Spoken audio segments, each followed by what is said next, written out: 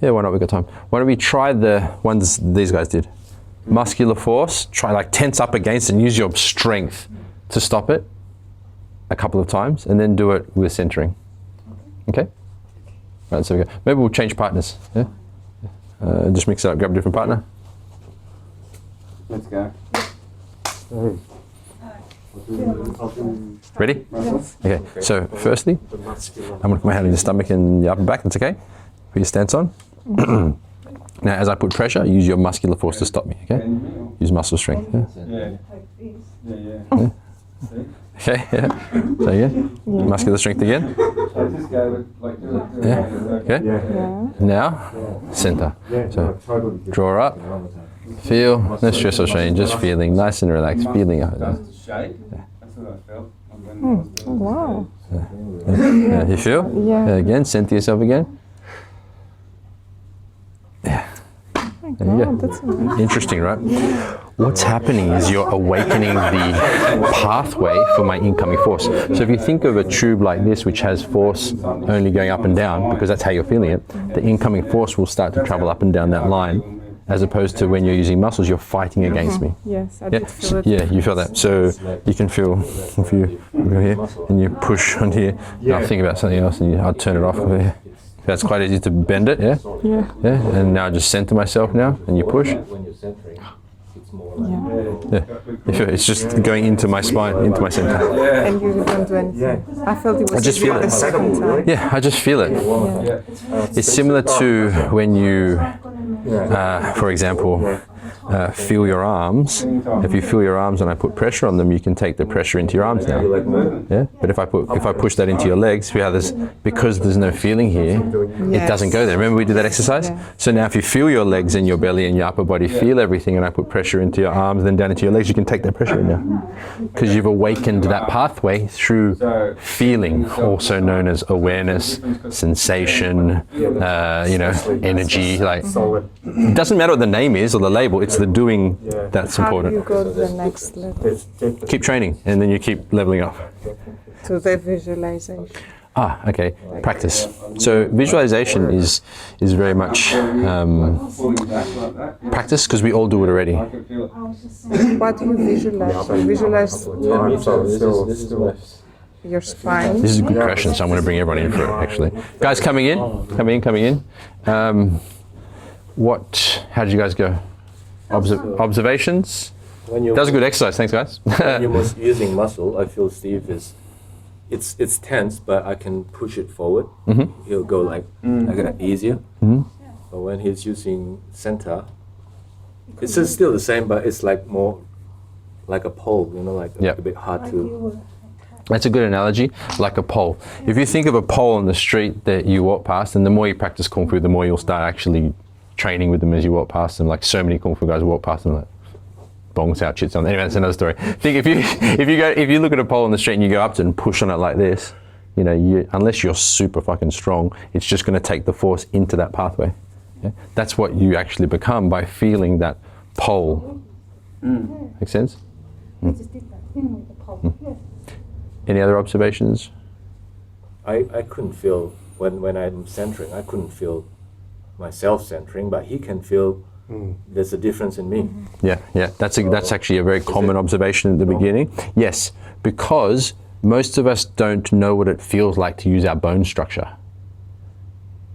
You know what I mean? Like when you push weights, you feel, okay, that's muscular strength. But when you feel the bones working, it's like there's no feeling there.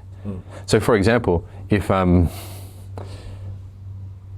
Luke puts his arm like this, or like this would be fine, and you use your strength to stop me, and I put force on you, feel what the muscular force feels like, right? Yeah.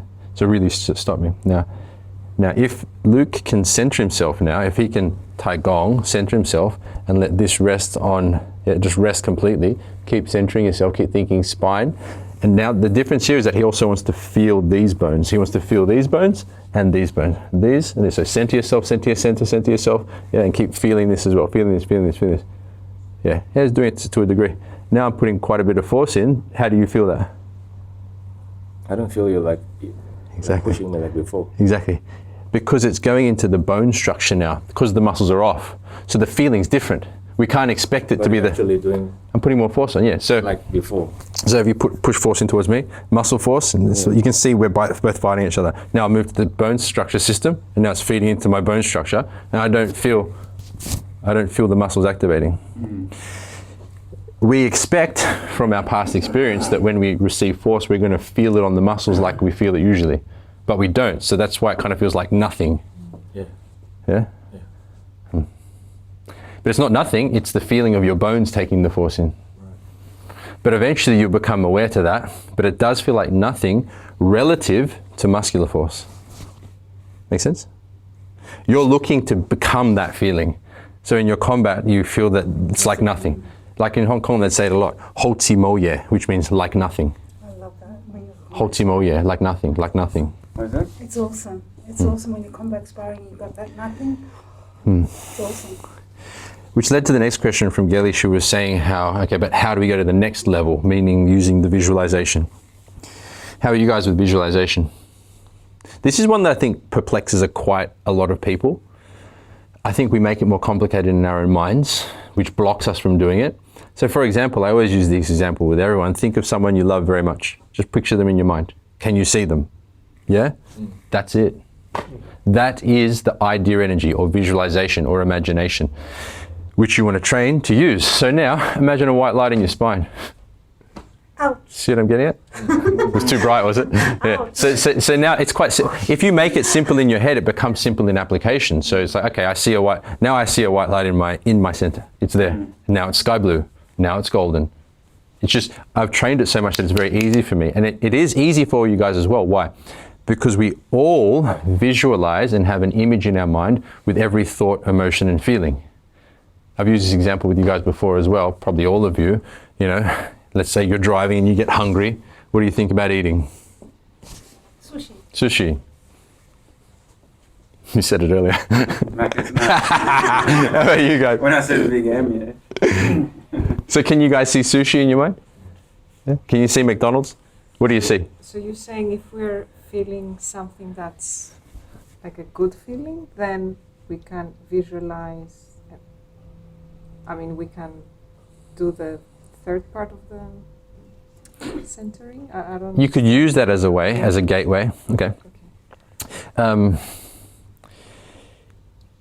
Think of just like, you know, when you turn on a light bulb, like one of these ones is. Just think of that in your center. That's good enough. But you're looking more at the emotional side. Every thought and emotion which has an image has a feeling tied to it. So you actually are better off, you know, imagining something that makes you feel calmer and relaxed than imagining, you know, the gas chambers in the Nazi era. Like, you know, that's not going to make you feel relaxed. Yeah, or a bus of children being blown up. You know, think of something relaxing. Yeah. I feel like it's easy to think of stuff that you want to. Like, I feel like myself, I talk personally, like, I feel like my body and my mind reject stuff. Mm-hmm. Like when I'm told to do something, or, you know, even though I'm doing all this stuff to better myself and stuff, I feel like there's this wanker in the background just saying, don't, you know, you're not going to do it, you can't see it. That's what I feel like, and you've got to... Do you know what I'm trying to say? Yeah, I understand. It's like You're noticing. It's a negative sort of thing. Got it. Saying you can't see that stuff, you know, because you've never seen it before. Or Okay, yeah, that's like you bring up a whole fucking another can of worms. Yeah. That's like, we can go into, that's what, in spiritual terms we call that the egoism or negative thought forms. Like the angel and the devil. Yeah. You know, that part of ourselves which doubts, fears, hates, anger, worry, enmity. Yeah. That's a... But I mean, it's easier for us to see, okay, someone we love because we know we love them, and that's just nature, natural, you know. Mm-hmm. But this is like, doing this stuff is kind of new, I guess. Yep. So it's introducing something new at our age, and, you know, the brain tries to fight it a little bit. Yeah, 100%. You bring up an interesting point. In our nature, as, you know, humans, we hate change. We just do. It's like the animal part of ourselves that wants to keep everything the same. But the problem is that change is the only thing that you're guaranteed.